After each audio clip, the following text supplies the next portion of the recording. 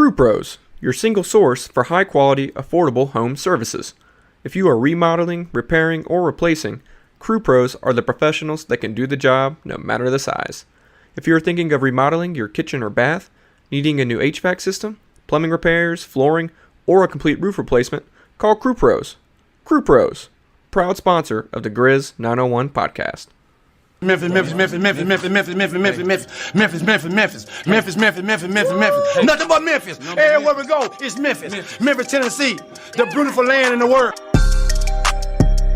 And I'm thankful for this guy who tweeted and said, I don't have that fire in my eye no more. That game right there was for him.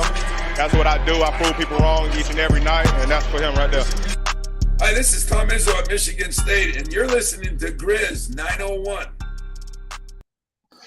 What up, Grizz Nation, and welcome back to another episode of Grizz 901.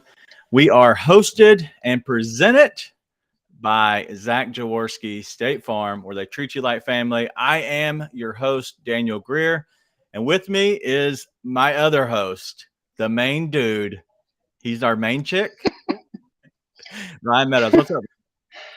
Doing all right, man. Just the start of actual high school basketball practices has got me extremely busy right now. So basically I'm out on the road every day of the week now, like I usually am anyways. But now it's practice stuff. So I've got boys and girls practices, and I've got my son's first practice tonight. So I will be on a basketball court basically from 1 o'clock to 7 o'clock. So the grind doesn't stop. The grind doesn't stop. I like it, man. I'm actually coaching my kiddo again this year. And so she is 7. And so that'll be a fun time for basketball. You're doing a little bit older kids. I get it. Right. Okay. It's pretty much the same though. 7, 17, whatever. They're the same. Yeah, pretty much the same. All right. So this show, we want to talk a little bit about, the game that happened last night. And I want to play a game that I played in our, it was Memphis Wilcox, the Grindhouse Grizzlies people. They always host different shows. And I asked this question. And so we're going to go over a lot of the game last night where the Grizzlies, they fell to the Celtics 109-106. It was a good all around game. Jason Tatum went off as he always does. It seems like played really well against the Grizzlies. But I want to ask a question before we get into any of the Celtic stuff. I want to talk about the Grizzlies first. Mm-hmm. All right. You watched the entire game, correct?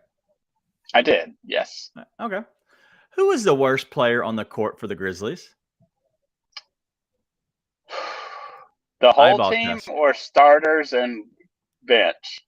Everybody. Eyeball test. You're watching the game. This is the worst guy on the court. I would say the worst guy on the court was Santi Aldama.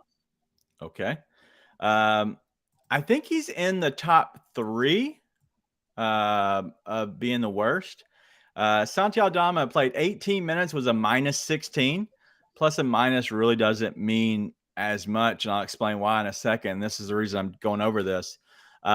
He did have a bad game. He had 1 rebound, right? We projected them to have 6. Vegas, after Steven Adams went out, they put his number at 8.5, which was crazy to me. I almost went under, so I was on both sides of it. But he completely missed. He had one of his worst games personally of the season. So, yeah, I'll give you that one. He was definitely top 3. We're going to keep going down with the stats, though. Anybody else that you want to throw out there? Well, I think the obvious candidate, which everyone's going to use every game if he doesn't have 20 or 25, is Dylan Brooks, right? And that's basically just because of the shooting numbers. I think that's why people would say that he had a really bad game. He was, 4 for 17 or something like that. Yeah, he was 6 of 17, 0 of 4 6 from of 17. deep. Yeah, so he's obviously going to be everyone's contender. I thought David Roddy wasn't really good in the limited minutes that he had. Yeah, I guess I would put that as my top 3, if you were to say 3. All right, well, let's go down those real quick. Let's start off with David Roddy first. 4 minutes and 45 seconds. He had 2 offensive rebounds, which gave him 2 total rebounds overall. And that was it. That's the only numbers in his box score except for field goal attempts, and he had 1. He was over and everything else. Had a whopping minus 15 in 4 minutes and 45 seconds. Did not play well. I'd say if you had to look and say minus 15 in 4 minutes, 45 seconds, probably not. Probably not the best player. He probably takes the cake and the worst. Let's go to Dillon Brooks. Dillon Brooks, plus 13. He was the second highest on the team. Yeah. Second highest. 6 of 17, 0 of 4 from deep. He did contribute with 7 total rebounds, all defensively, 5 assists, which is weird that Dillon Brooks is assisting now. He did foul out of the game, with another. He had 1 turnover, so it wasn't anything bad. Nothing on that stat sheet outside of the 17 field goal attempts, except for maybe going 0 or 4 from deep. But 17 field goal attempts is obviously not ideal because Bane took 15 total. Ja took 24.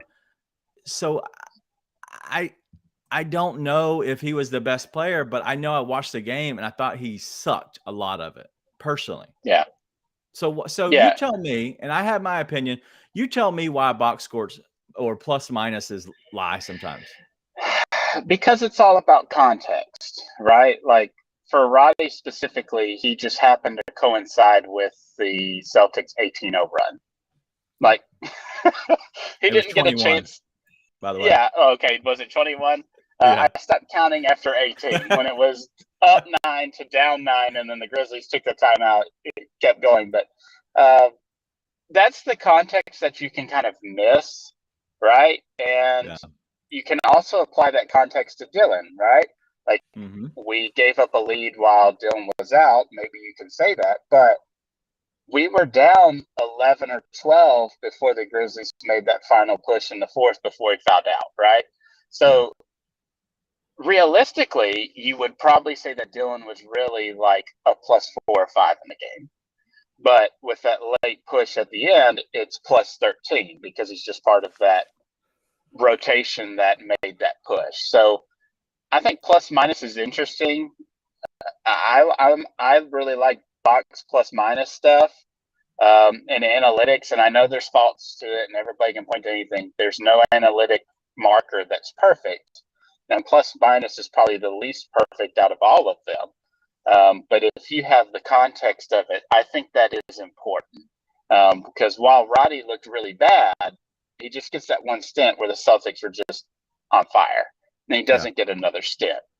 Now, I'm not saying it wasn't wrong to not bring Roddy back. I've been kind of saying, why is Roddy playing in the first place? I mean, he's playing right now because out of necessity, right? You just don't have enough bodies.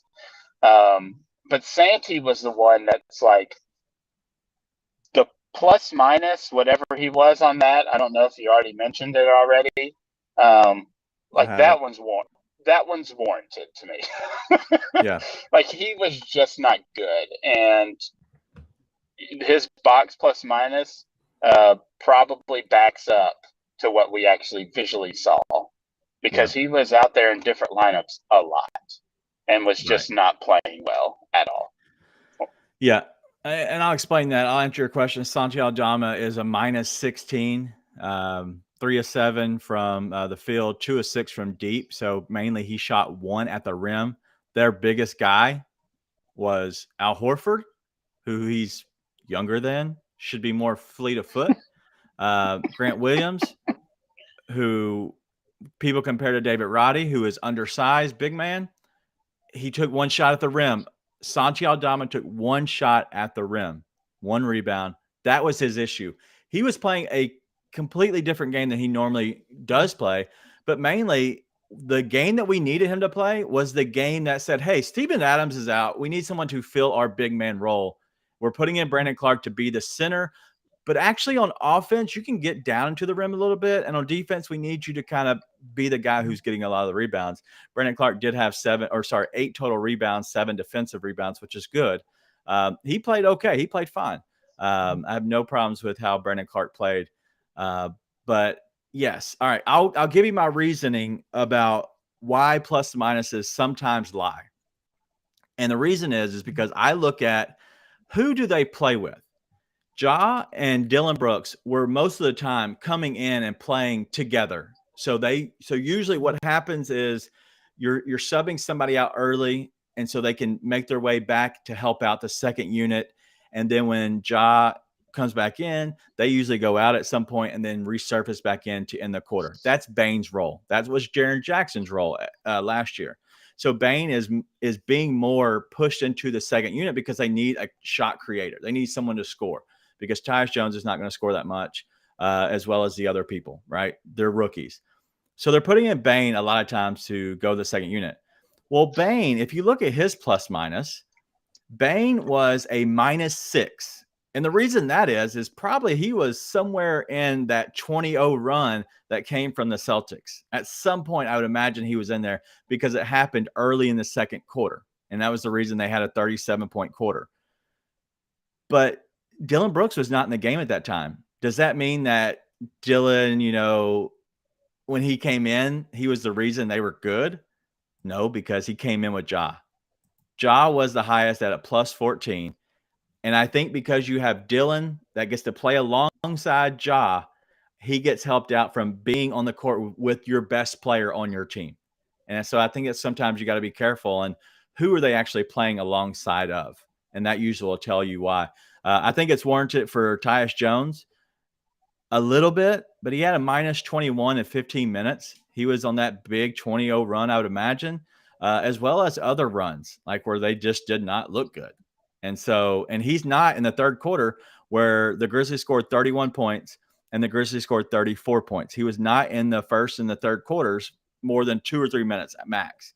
He was more in the second and the fourth. Second quarter, the Grizzlies scored 20 points. Fourth quarter, Grizzlies scored 21 points. Ja did not come in until the 7-minute mark when the Celtics went on a 7-0 run right before when he came to the check-in at the score table.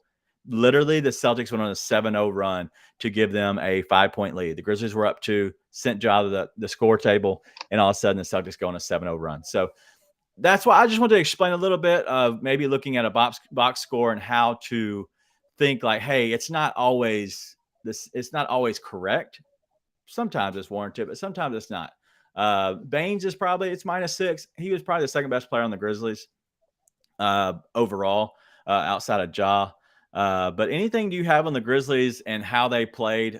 We don't want to get into your Jake LaRavia agenda just yet. Just hold off. That's coming. It is? That's going to be part of the docket today? All right. Yes, Jake LaRavia, the step back Jake is coming. Don't worry. But let's go. Let's finish up about the Grizzlies. Anything you liked or didn't like, and then we'll go the Celtics, and then we're going to go to step back Jake. Yeah, before we get into the game, to add on to the plus minus thing, like I said, box plus minus, Basketball Reference is the one I use. It always takes me a day to upload the games from before, so it doesn't refresh automatically like NBA does. But the box plus minus for that, you can find it in advanced on the advanced tab underneath the team, and you scroll to the right. And if you see a negative, that's indicator of a bench player.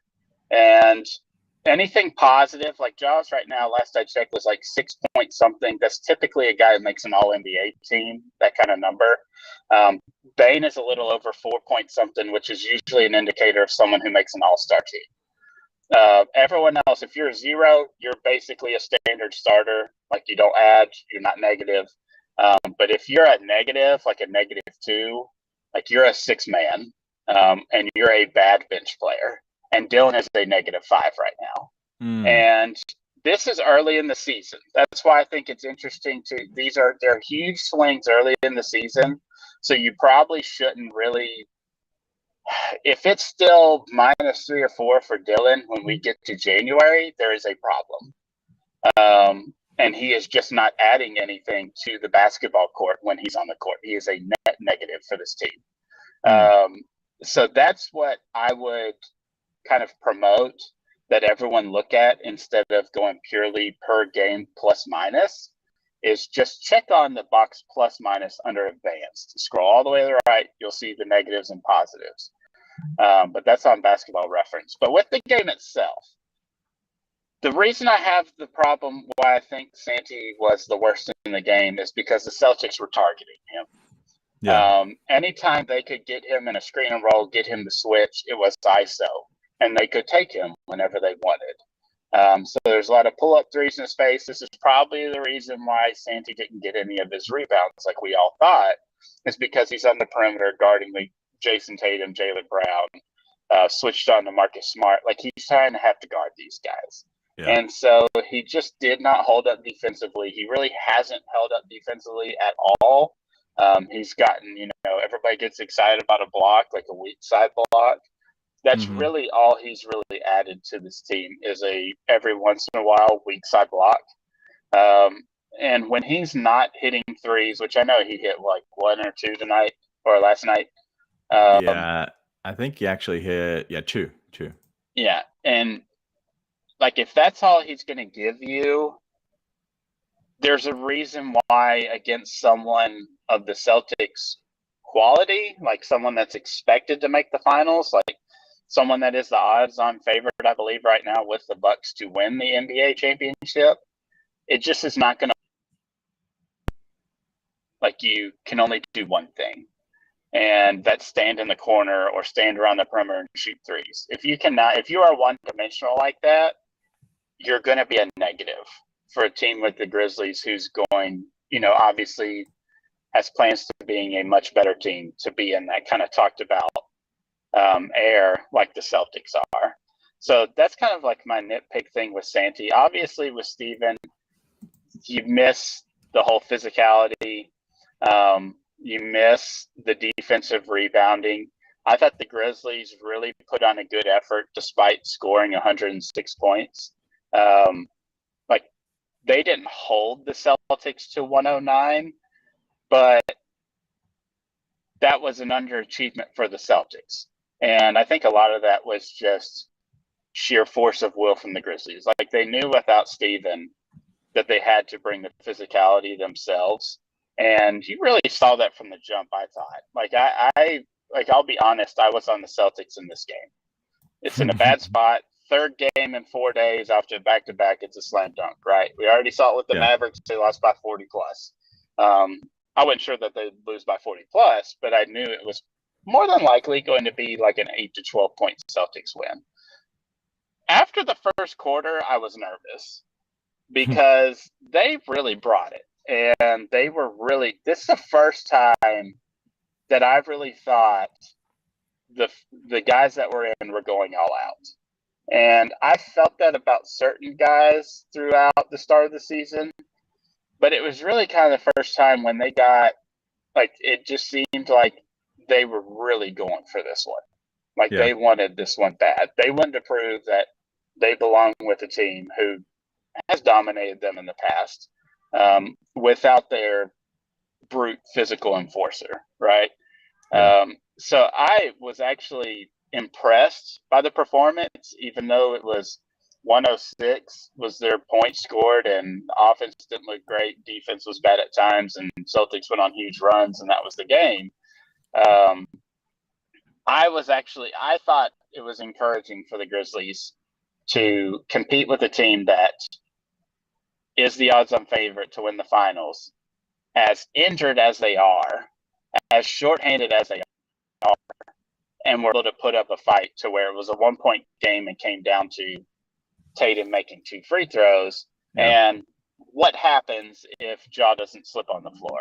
I mean, it's a half-court shot heave, but to be in that position at all is, I think, a really good sign for when everybody comes back. Because if you're able to fight and come back from that and not give up, most teams, like, just ask the Wizards, like, they just gave up, right? Now, I know at the end they came back, but in that first half, they were done. Like, there was no fighting them. And the Grizzlies show fight. Now, if they get 4 key rotation players back with that same fight, the only way this team is not a top 4 seed in the West for me is the continual nagging injury problem. If everybody's back, to me, I don't know how it's not a top 4 team in the West. I just don't. Yeah, I agree. I think they're really good. I think they can beat you in a lot of different ways. You know, and realistically, like the Grizzlies, they did not play bad. They actually had 9 more shot attempts, and they had 1 extra offensive rebound overall. So the Grizzlies were able to get out and get some shots up, and actually create better, offense. Like they had 15 turnovers and we had 11. So there's 4 of them right there. The Grizzlies, they played well, much better than I ever would have imagined that they were going to play last night. We obviously had, we bet both of us on the Celtics to win. And so to say that we're not homers, that you can say my pocket always says that I will be honest with myself. And third game, 4 days on a back-to-back, with a team coming in that's got a day of rest. They were here the day before. They were eating Gus's fried chicken. And so it was a game that I expected the Grizzlies to lose. And the fact that they played as well as they did without Steve-O is big. Looking through the box score, it is almost identical. Like the Grizzlies took 7 more 3-pointers and 9 shots overall more. But if you look at the offensive rebounds, it was 8 and 7. Rebounds defensive, 37-38, 45 and 45 total rebounds. 27 assists, 26 assists, 19. Don't care about the fouls. Steals 4-5, turnovers 11-15. Like it was, one team shot 32.4% from 3. The other shot 34.1% from 3. One shot 45 overall. The other shot 46.3. Like literally the game is identical on both sides. You did not have the chance where the Grizzlies, rebounds are the biggest thing that pushed them over the edge. Like you didn't have that. You didn't have that at all at advantage, which they normally do. And so if you look at a team that's going to get back Steven Adams, Jaren Jackson Jr., Zaire Williams, I feel good, because who won't you see in that game? You will not see David Roddy. You will not see Xavier Tillman. And honestly, unless somebody doesn't go hurt, I don't want to push your agenda for you, but you could possibly not see Santi Aldama. Like literally, like that could be it. Like you could actually have those 3 fill those roles. I don't know. I think this is going to be a long season. I don't want to get too far ahead of us, but the Celtics are good. One thing that stuck out to me, and I was making I was trying to actually make the meme, the Spider-Man meme. Jaylen Brown reminds me so much of Dylan Brooks. Like they're a little crazy. They shoot a lot. Like they shoot so many stupid shots. Like just like I was like, why is Jaylen Brown? Why is he doing that? He took 20 shots last night, 1 of 6 from deep, 8 of 20 overall. He ended up with 21 points. But I know they need him to shoot. But like, I don't know. Like 8 for 20 and 6 of 17 are very similar to me. One went 0 of 4 from 3 and one went 1 of 6 from 3. I'm not saying that they're the same player, because I like Jaylen Brown so much more, but the stupid stuff that they both do, it literally just made me laugh. Like Jaylen Brown had 7 turnovers last night. 7. That's what got me. I was just like, God.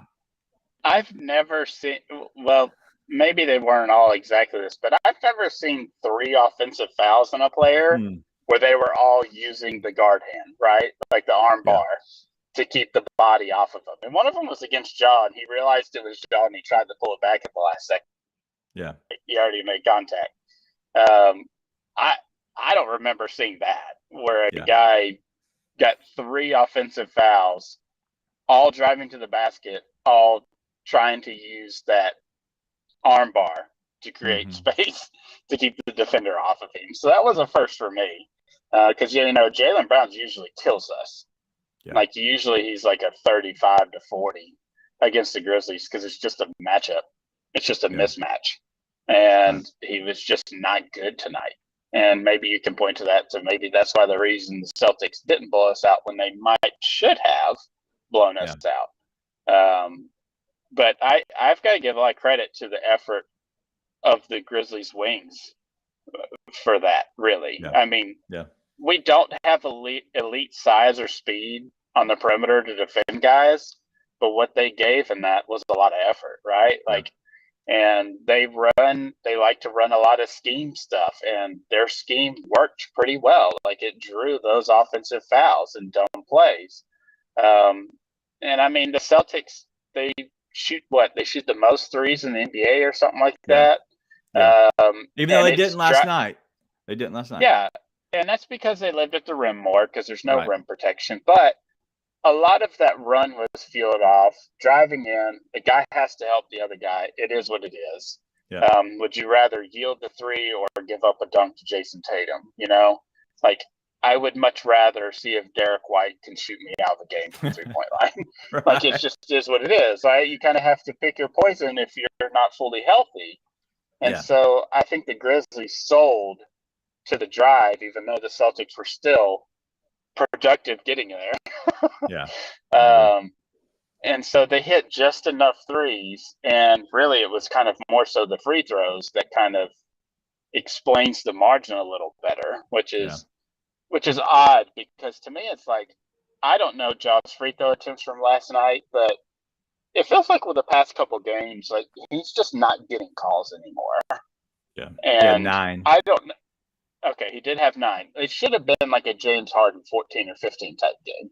Yeah. Because I don't know what's going on with that, but there is something there to me where like, he's not getting calls like consistently. And I don't understand what that is. Yeah, Tatum had 16 last night. The Celtics as a whole had 28 to the Grizzlies 14.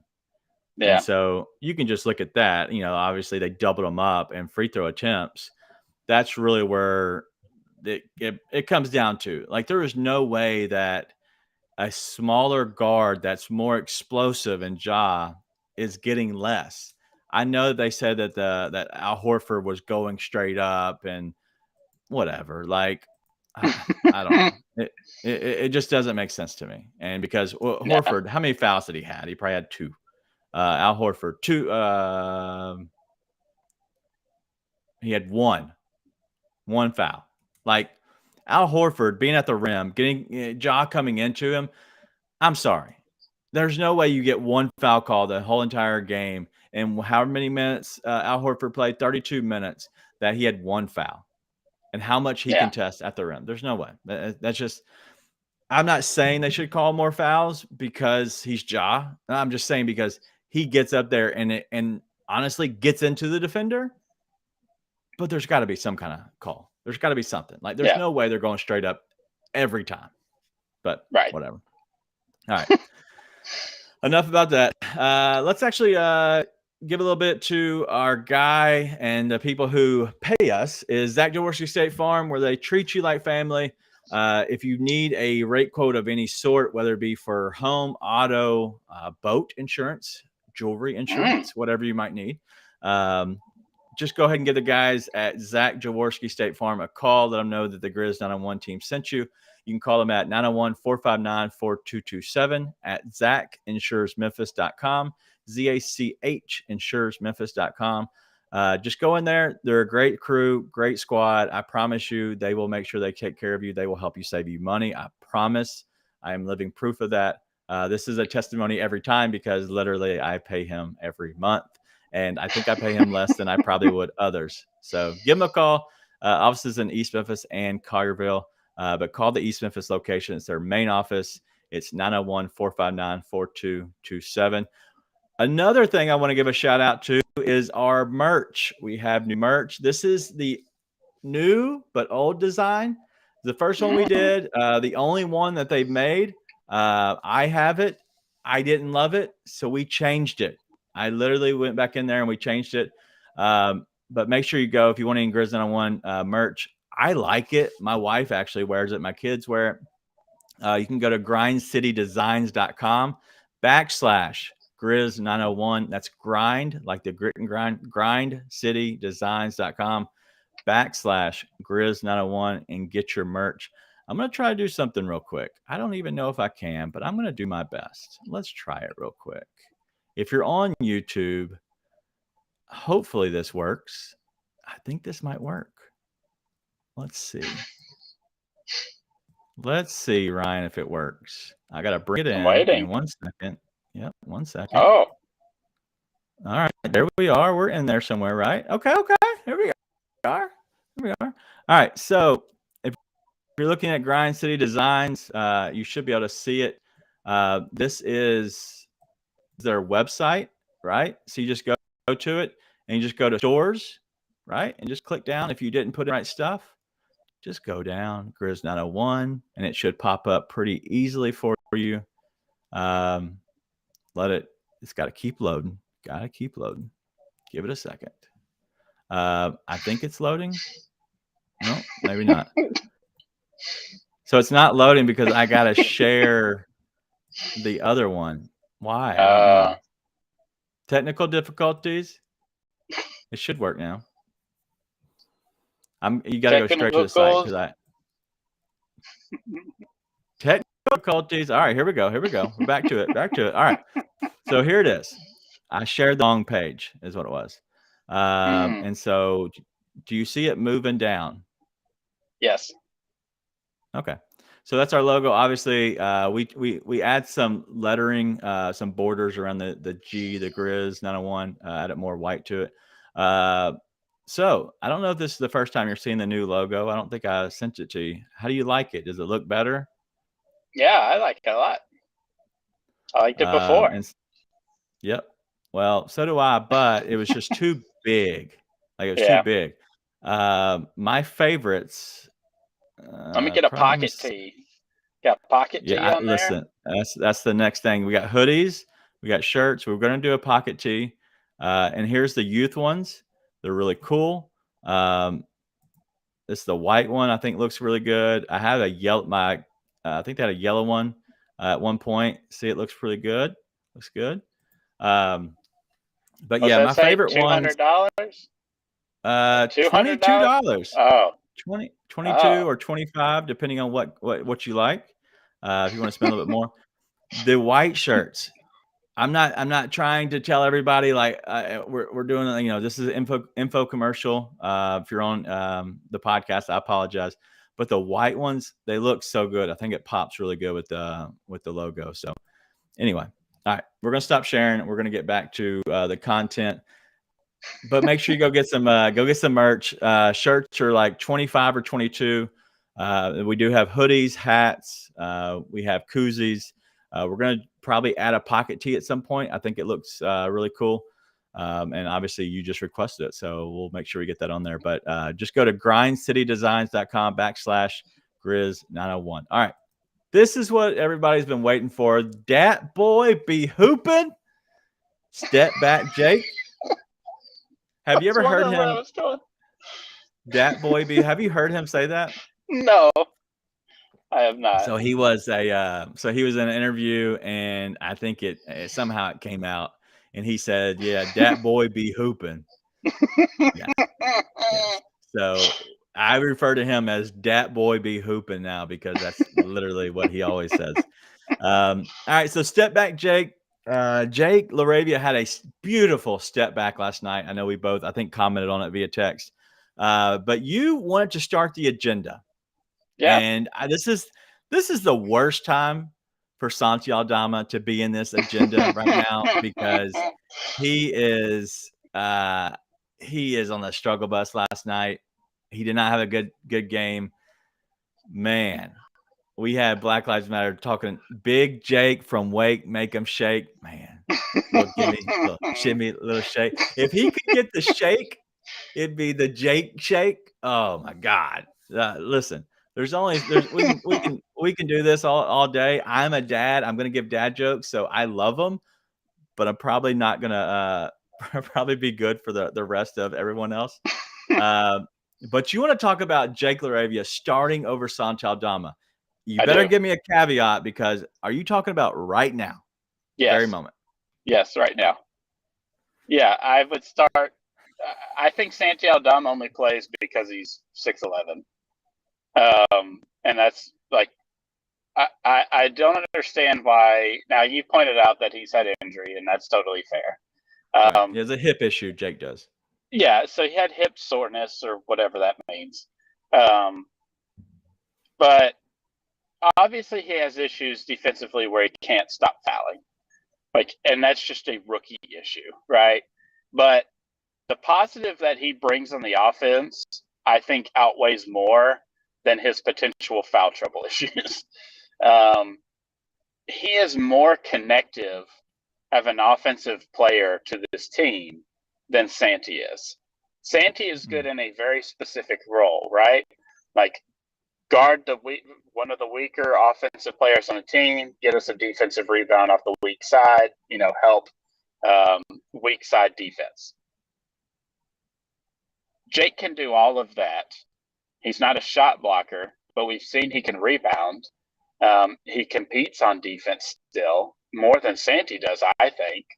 He's just foul prone, and he's a better three-point shooter, and he can actually dribble and pass. So I'm not saying that Jake's going to be a starter, when everybody comes back. I certainly don't think that.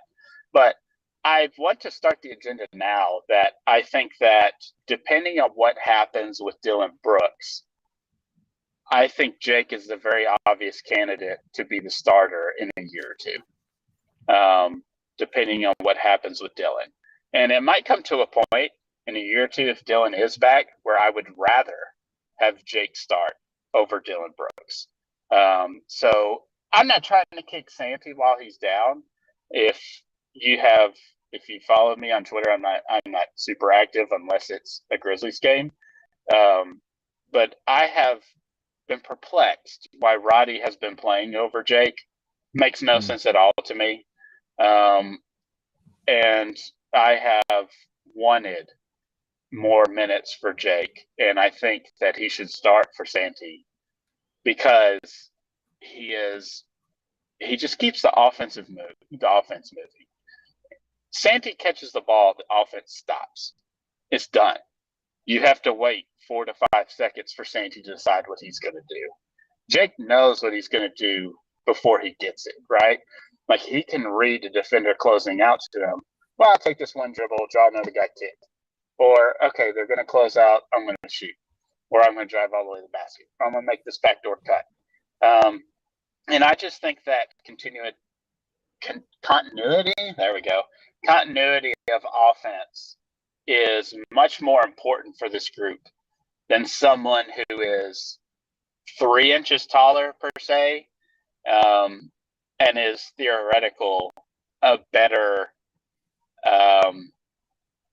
role fit, I guess you could say, for Santi, right? Like he's like the prototypical 6'11" Euro player that's supposed to be able to shoot. I just think Jake's offense is much more additive, and I cannot wait for when everybody comes back. I'm dying for a lineup of Ja, Bane, Zaire, Jake, and Triple J. I don't know how you guard it. Like literally. Yeah. Like I don't understand. Like the only player that is a ball stopper in that lineup is Ja when he goes one-on-one. But you want Ja to go one-on-one, and it's Zaire. Like it's the best offensive 5 lineup that we've got. And it could also play defense, right? So I want everyone to get back healthy because that's the lineup I most want to see right now with this Grizzlies team. So big fan of Jake. I thought he was for real after seeing him in Summer League, just for that one game where he lit it up and then he just sold the rest of Summer League. I'm a big fan of Jake, and I think he is more additive to this team. When he's not in foul trouble, but he's going to foul a lot. So that's just kind of the thing with Jake. Like, he is. If you move him to that starter role, he's probably going to have 3 or 4 fouls. Yeah. I agree. But, okay, so hear me out this. Okay, so last night was different. Steve-O was not in the game, but the first guy off the bench was Jake LaRavia at the 6:50 mark. He came in for Santi Aldama. All right, so let's say Steve-O is there, and Steve-O plays pretty much with Ja on a consistent basis. Like they go in and out together majority of the time. Maybe Steven a little bit earlier, depending on foul trouble or the time of the game, or if you want to push Ja a little bit longer in a quarter or towards the end of a quarter, whatever. But for the most part, you see those two guys paired up.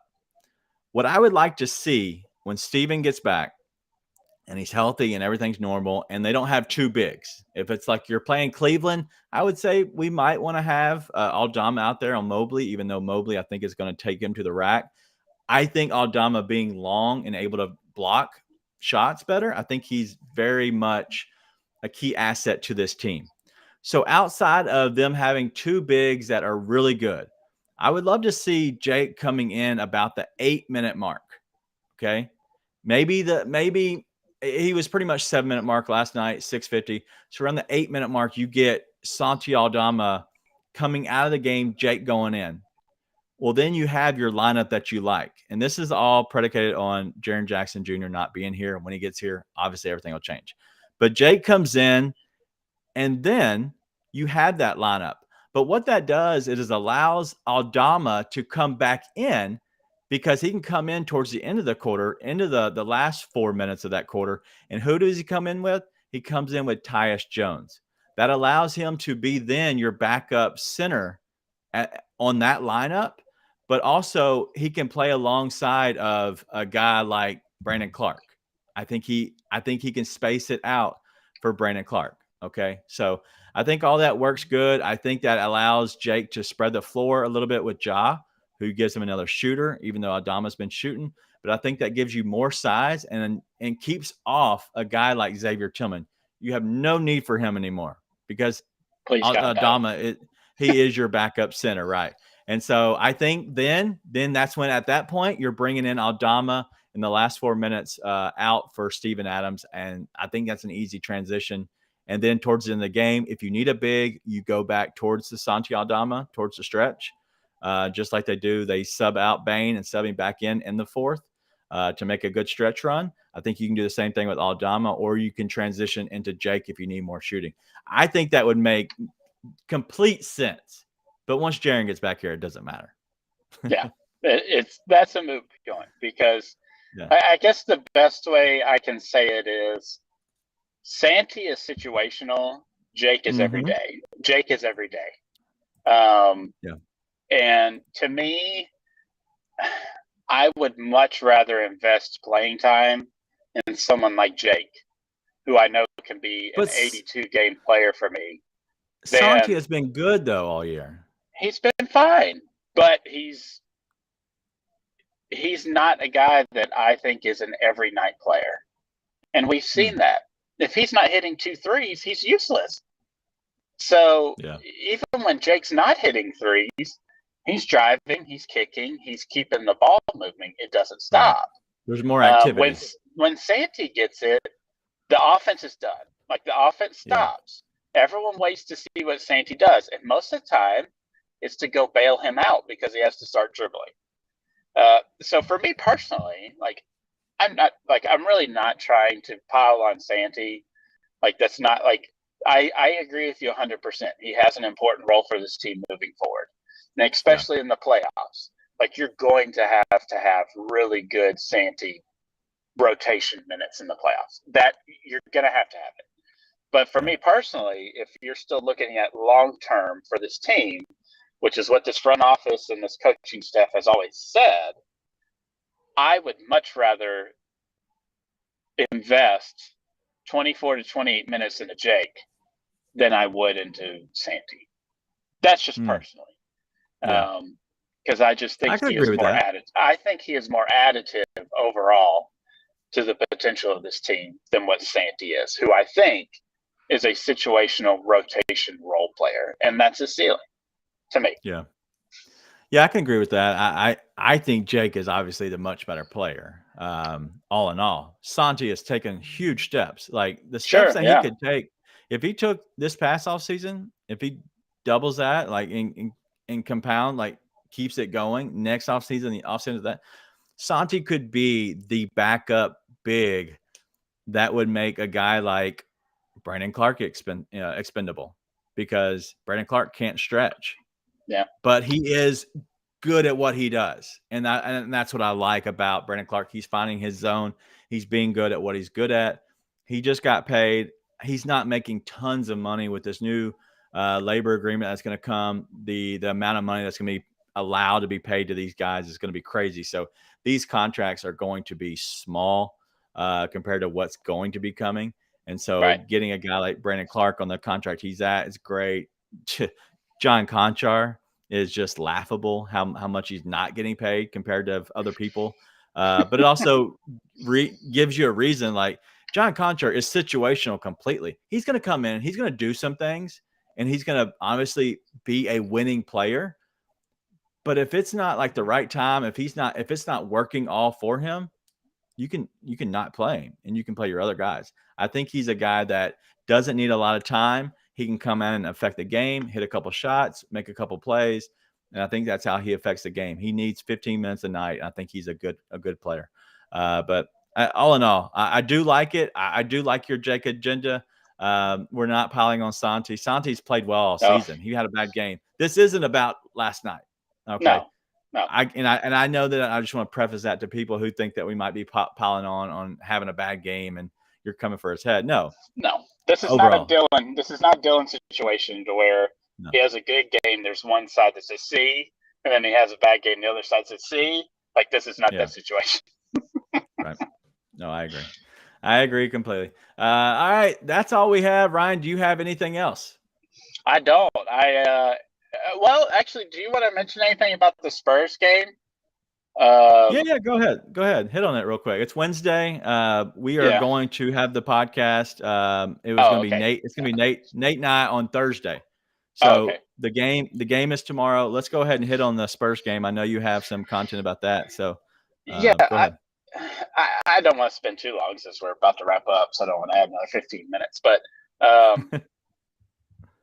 this is a really interesting Spurs team to me. And any team that, like, just ask the Utah Jazz, ask any team that doesn't have a star, but a bunch of C+, B- players that share the basketball, can win a decent amount of games in the NBA. Right. And you've seen that from the Spurs already. So I think the Grizzlies will win. Like, all indications point to me that this is a 12-plus point victory. Like, I should say this. There's no middle to me. Like, 55+% or whatever of NBA games land on the, 3 to 8 point range. To me, this is a 12-plus win, or it's down to the wire like the Celtics game. Like, this is a completely inverse. Like, I think the Grizzlies could be the Celtics in this scenario, and the Spurs be the Grizzlies, right? Like, big run, go up by double digits, and then there's a late run by the Spurs to make it close at the very end. Like, I could see that. Then I could also see the Grizzlies running off on this team.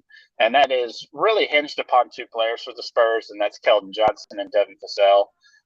Devin Vassell is basically a three-point shooter. So if you're a props person, be looking at his three-point numbers. If both of those guys are going, the Spurs might win. Because Keldon has been playing really well too. He's a three-point shooter now, and he's driving to the basket and finishing. So he is a really dangerous player. I expect Dylan to guard him. Be interested to see how Keldon deals with physicality, because he hasn't really played a physical defender yet. So we'll see if that throws him off at all. But the Spurs there is no selfishness on this team. And a team that is willing to move the ball side to side and whoever shoots it, like, that's a dangerous team, right? And these are still NBA players, even though everyone expects them to tank going for Wembanyama,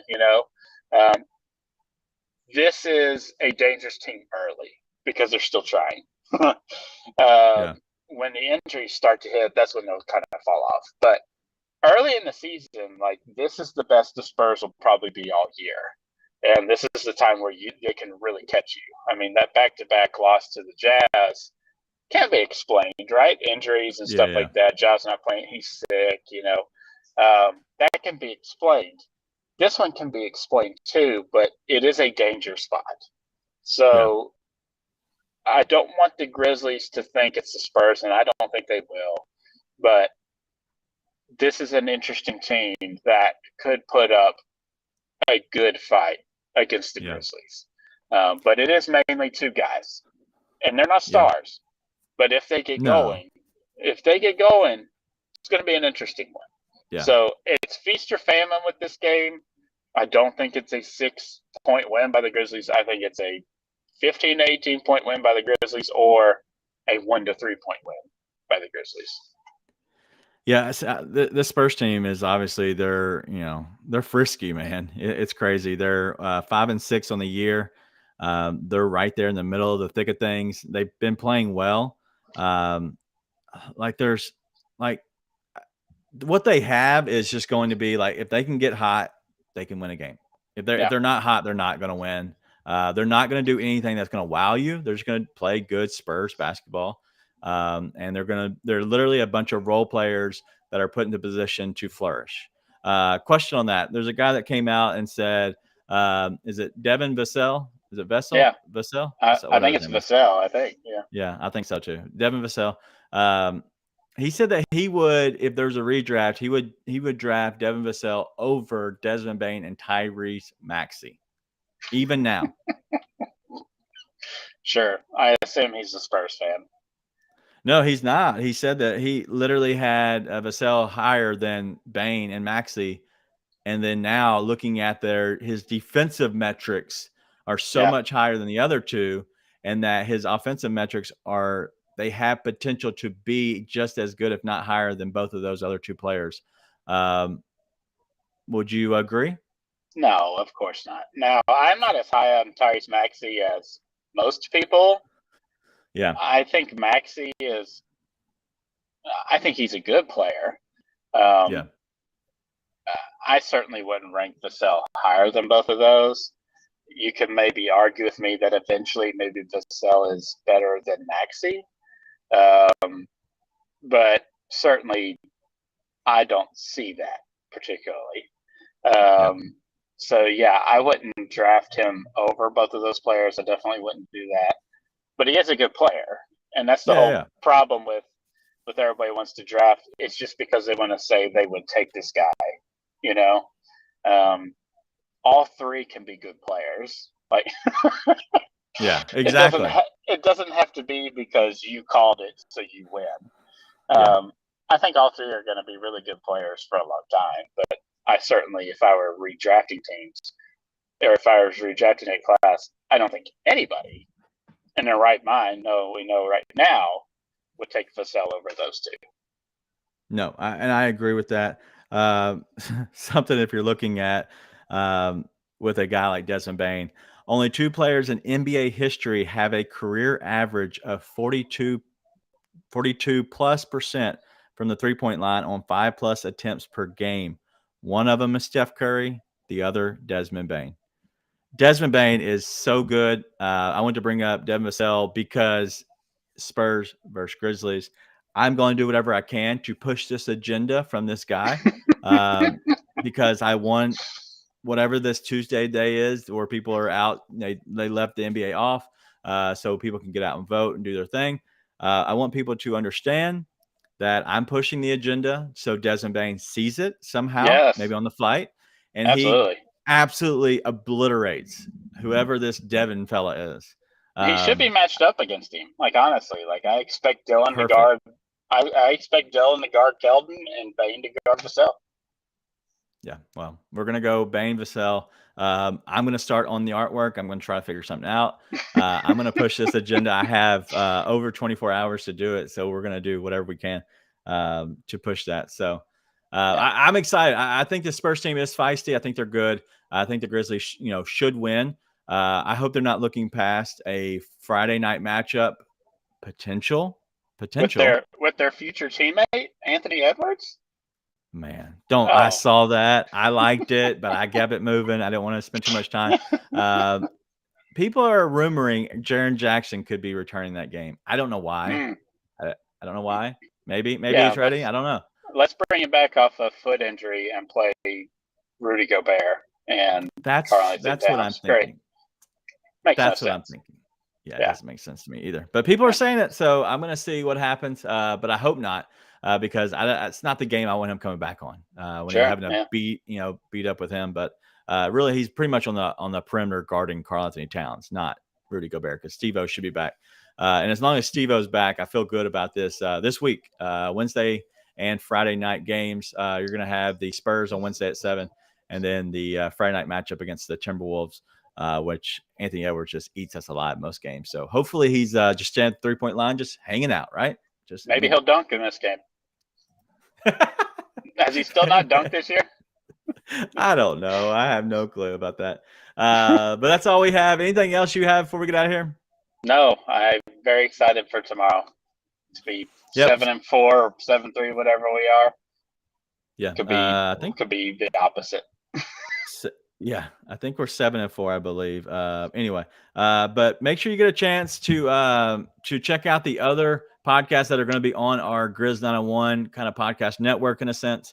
We're trying to bring you more content than just me. So instead of me doing it, we're going to make sure we have our shows on Tuesday with Ryan, Thursday with Nate, and then Monday it should be coming out, which is the No Bluffing podcast by those three, which is Luke, Nicole, and Chris. They're doing a very good job.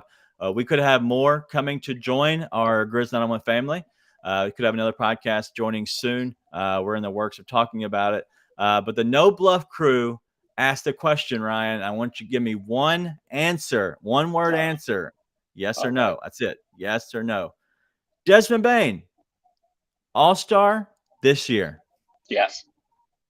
Yes, I like it. That's all we have. Let's get out of here. What else do? We be nice and tell your friends.